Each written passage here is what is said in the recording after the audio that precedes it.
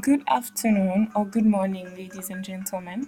My name is Fanidh Sanogo, and I'm currently a fourth year student at the African Leadership University in Social Sciences. It's a pleasure to be with you today, and I'm going to be presenting on female genital mutilation in Burkina. So, before getting to the main point of this presentation, I think it's important to give some context about what exactly female genital mutilation is quickly. So basically, according to the World Health Organization, female genital mutilation is any procedures involving the partial or total ablation of external female genitalia, either through cultural or other therapeutic reasons. So there are four types of female genital mutilation. So we are quickly going to go through them. So there's type 1, where just parts of the clitoris or the small lips are removed. Type 2, basically the same, where the clitoris is removed as well. Then we have type 3, where there's a shrinkage or binding of the smaller lips, like you can see, as you can see in the picture, on the left side basically. And then we have type 4, which is basically any unclassified type, any harmful thing done to the female genitalia is classified as type 4. So where does FGM happen? So it is important to know that FGM is not only an African issue. So there's many parts of the world where female genital mutilation is happening, and not only because of migration. So as you can see, it's happening in Eastern Europe and in some parts of Southern America. So this card, you can see where exactly female genital mutilation is happening in the world. In Africa. In my country, which is Burkina Faso, the rate is between 50 to 79%. So this map gives you a better representation of what's happening in Burkina Faso. So I'm going to talk about my experience with female genital mutilation.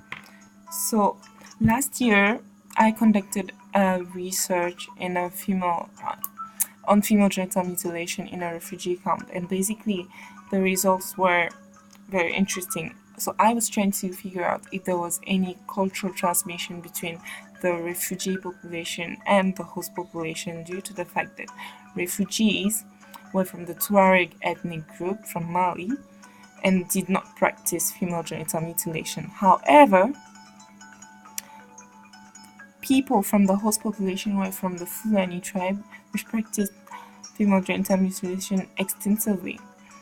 The outcome of the research showed that there was not any cultural transmission, due to the fact that they were mostly first generation refugees. So it would be interesting to see if there's any cultural transmission that has had an effect on the female genital mutilation rates in the region, maybe 15 years down the line.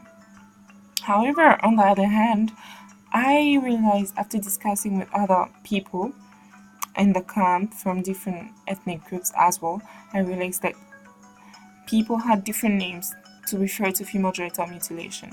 So, for example, in Bambara, people called female genital mutilation Boloko, which was very interesting. Got me thinking about the contextualization of human rights and gender-based violence.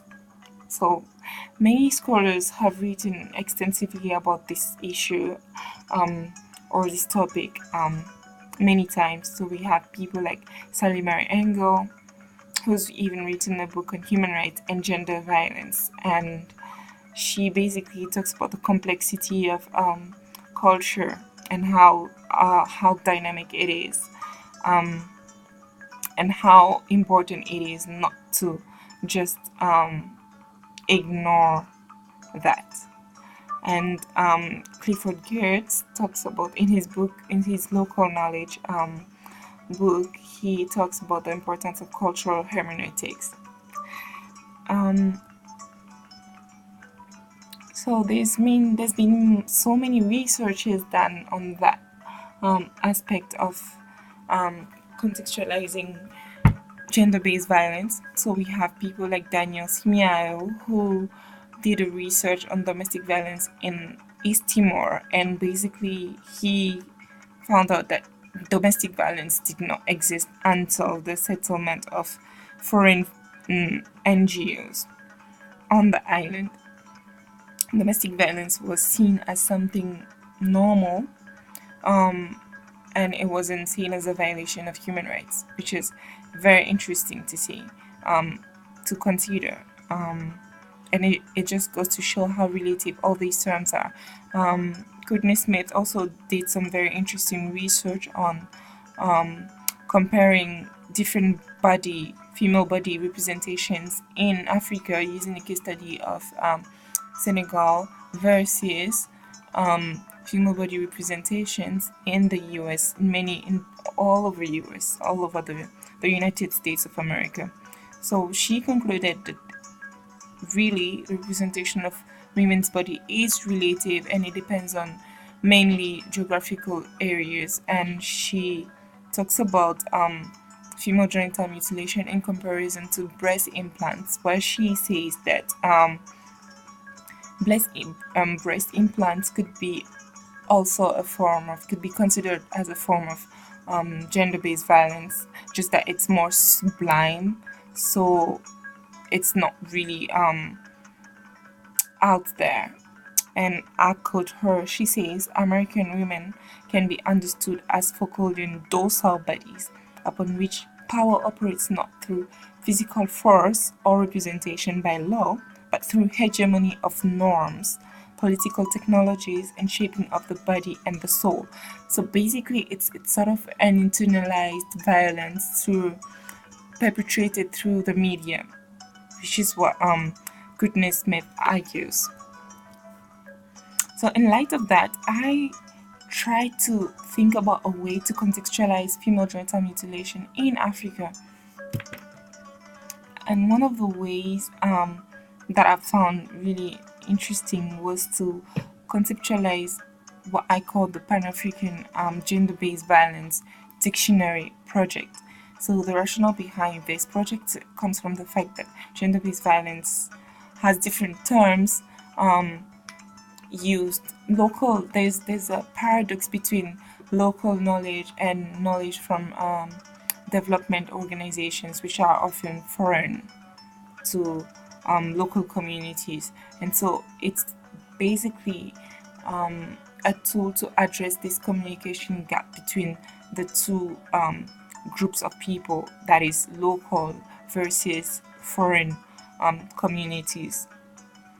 So understanding local terms used to describe such practices is very key and very useful for impactful communication, and it could also really inform social marketing campaigns. So as a pilot project, my team and I started focusing on female genital mutilation, which is one of the most prevalent gender-based violences in West Africa. So we compiled terms from different countries such as Guinea, Mali, Burkina Faso, and below are examples and translations of the local names used to describe female genital mutilation. So we have Guinea, for example, and we also found that there were many names that were used to describe female genital mutilation, basically in one country. So, like as you can see in the table, there's Guinea, which is Zia, and basically Zia means pretty. Another word is Salude, which means prayer. It's a type of prayer. So that says a lot about how to even address this community and how they understand the practice of female genital mutilation. We also have Boloko, which means purification, hand washing. So thank you so much for listening to me, and I would love to collaborate with any of you who is really interested or have constructive discussions around the contextualization of gender-based violence in Africa. And if you're not convinced by anything I said, I hope that at least it made you think about contextualization of gender based violence and human rights in Africa in general. And I hope that it's going to spark very interesting conversations in your circle. So I want to leave you with one question. What is female genital mutilation in your language? Please comment and reach out to me in the email address as you can see here. Thank you so much and have a lovely day.